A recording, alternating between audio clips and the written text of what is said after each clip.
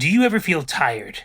And I mean tired to the point of exhaustion, where you know that you need to take time for your body to rest and recover, but for some reason you don't do it anyways. Maybe it's because of pride, or because there's too much on your plate, or just simply feel if you stop for even a moment, the world around you will fall apart. Whatever the case may be, sometimes your body simply does in fact need to rest. And today we're going to talk about how I have learned to rest without guilt. But first, greetings to my fellow decrepits, invalids, and other sick people. I hope you're doing well today and that you're fighting the good fight. Please welcome back to the Fitness with an Illness YouTube channel. My name is Ryan, and I am so glad that you are here spending part of your day with me. If you are someone who battles with chronic illness, or you know someone who battles with chronic illness, this may be a very great place for you to hang out. On this channel, we love to talk about overcoming chronic illness, staying positive despite chronic illness, and also trying to find ways to stay active and fit as much as we can with that chronic illness. So if any of that stuff sounds interesting to you, I would really appreciate it if you gave a smack to that like button, a ring-a-ding-ding to that notification bell, and maybe even consider subscribing and sharing this content with your family and friends. Now, without further ado, let's get into the video. So, we've all been there before.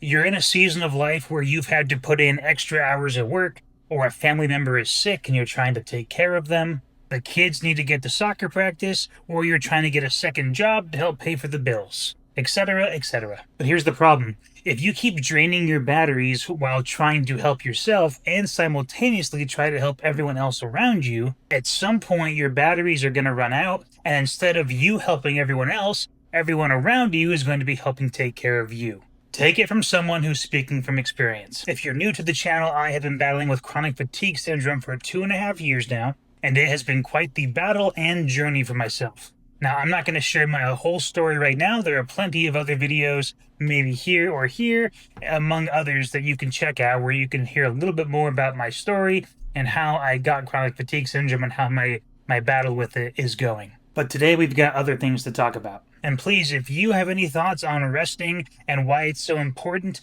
please share your thoughts down below in the comments section. I would love to hear your thoughts, and you also never know if your comment might encourage somebody else. You see, here's the thing about chronic fatigue syndrome. Although we don't necessarily know for sure what the cause is, it's a pretty established fact, or at least a firmly believed established fact, that people battling with chronic fatigue syndrome are sick because something overwhelmed their nervous system. For example, you could have lost a loved one, gotten some weird virus, pushed beyond your physical limits at work, recently experienced some kind of trauma, life event, or any number of potential triggers. And you see, they've also come to learn that the majority of people with chronic fatigue syndrome tend to be quote-unquote go-getters. They are the people that are willing to put in extra hours at work, the ones who say yes every time someone asks them for a favor, the ones who give of themselves to take care of others, and many more. But do you see a pattern between this personality and the triggers that I just mentioned? They're pretty similar, aren't they? And so, although I can't stand here before you and say with absolute certainty that chronic fatigue is a result of overdoing it, the research and the stories and testimonies that I continue to hear and listen to really seem to point in that direction. And even if you're watching this and you don't have chronic fatigue syndrome, I promise you there's still something that we can all learn about resting. Because like me, you could have been someone who was running dozens of miles a week, walking dozens more at FedEx as a delivery driver, going out with friends, playing with the kids, always trying to help people or working an extra job. And what I'm here to tell you is this, that at some point, all of your go-getting might catch up to you. Now, I'm not saying this to frighten you or to be all doom and gloom, but I'm saying this as a warning that if you right now are already feeling stressed and you're feeling tired and you feel like there's too much on your plate and you're not doing something about it right now, that I'm telling you, you need to start making changes in your life, start prioritizing rest and recovery before your body decides to shut you down and force you to rest. Most of my life, I thought the whole self-help movement, as well as the concept of taking mental breaks, was really kind of a joke. Sometimes it's funny how God humbles you and he shows you what you need to learn the hard way. Because here I am trying to learn how to rest and recover, but I'm doing it from a place of sickness rather than from a place of health. Because believe me, it would have been so much easier to start incorporating these resting habits when I was healthy rather than right now when I'm sick and I don't have the energy a lot of days. And learning these resting habits has not been easy for me. And to be honest, I still struggle a little bit with some of the stuff. You see, I'm sick at home, and a lot of days I start thinking things like this. I think about the fact that I need to be working so my wife doesn't have to. I need to make YouTube take off so that I can provide for my family in some way. I need to power my way through to recovery so I can just stop being sick. Are you seeing the problem with that mindset? I hope you are. I'm sick with an illness where my body is telling me I need to rest and recover and to rewire my nervous system so that it doesn't think I'm constantly stressed and tired. And it's very possible the reason I'm sick right now is because I didn't slow down years ago when I had the chance. And so I want to take the time in this video to teach you some of the things that I've learned about resting while going through this. And my hope is that I'm going to help two different people. My hope is that I'm going to help the people who already have a chronic illness learn to rest and to be okay with resting because your body needs it. Number two, I want to help the healthy people, the ones who might be on the verge of pushing their body too far, on the verge of collapse. And so I want to encourage you to prioritize time to rest and recover now before your body starts trying to shut down or give you kind of weird symptoms that are going to slow down your life. So the first thing that we all need to understand is that rest is not an option, it is a necessity.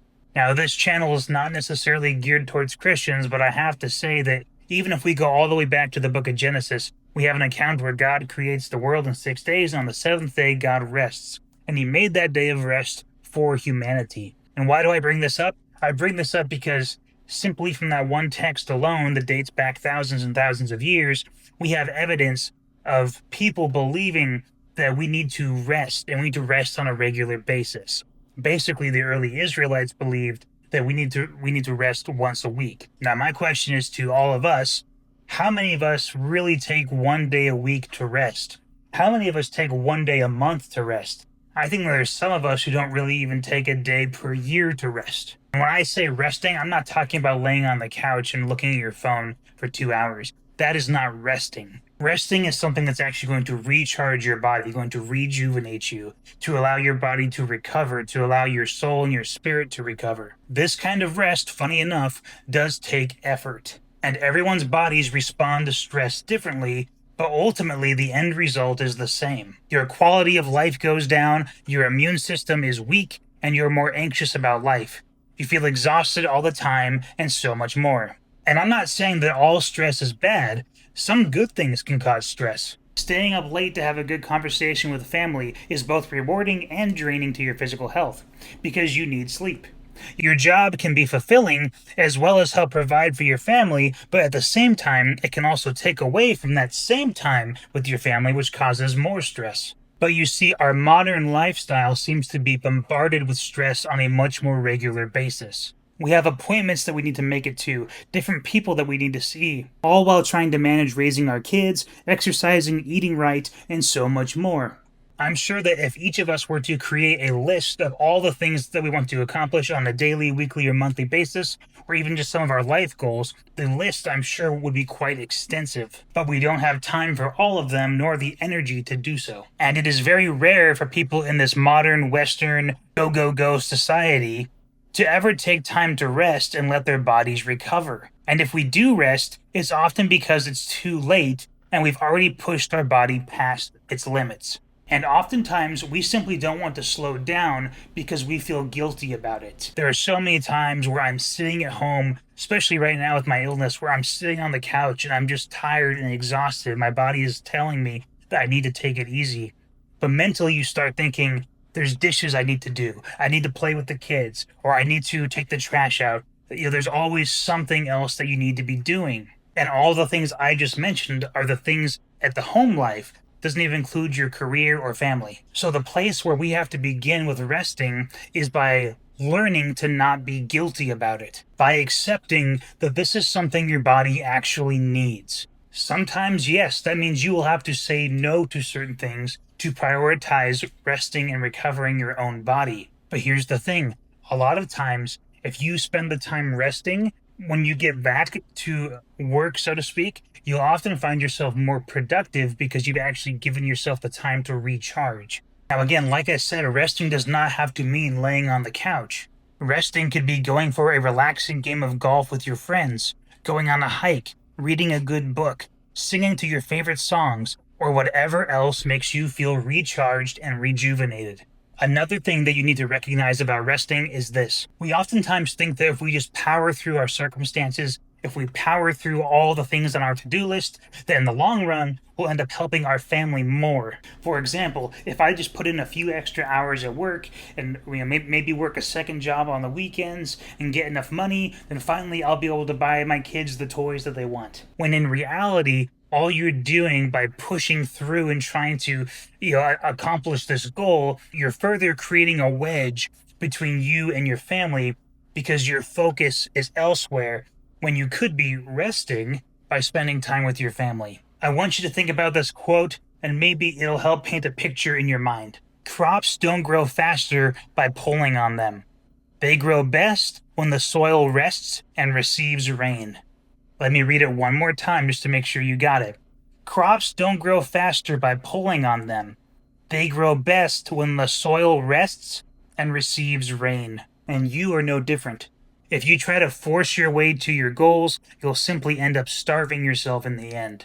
With those crops, there is certainly a time to dig up the soil and plant them and water them and prune them. But there are also times where you need to let the land rest. You need to let the crop do its thing, let it grow, let the water penetrate and actually nourish it so that it can grow beyond just being a seed, but actually being a tree that bears fruit. Not to mention that when we take time to slow down in life, it actually forces us to be alone with our thoughts. And I know there's a growing trend of people, especially young people, who are very afraid to be alone with their thoughts. I personally think this is because when people have to slow down and stop and think, that it is in that moment they come face to face with reality. It's easy to ignore truth and to ignore right thinking when you keep yourself so busy and preoccupied all the time. Wake up, go to work, listen to a podcast on your drive, scroll through social media on your lunch break, call a friend, watch TV at night, rinse and repeat. During this modern Western lifestyle template that I just described,